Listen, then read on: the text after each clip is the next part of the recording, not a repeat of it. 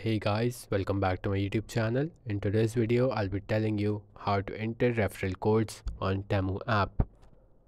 So first of all, open up the Temu app. Now you will be at the home page, so click on the third icon at the bottom where it says you. Now you have to go into coupons and offers,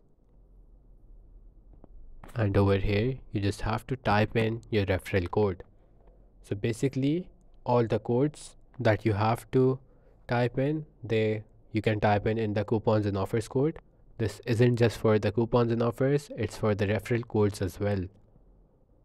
So once you have the referral code, just come over here and type it in and then click apply, and the credits will be applied to your account. You will be able to see them. Anyways, that's it for today's video. If this video helped you guys out, please make sure to leave a like and subscribe to our channel. Thank you guys for watching.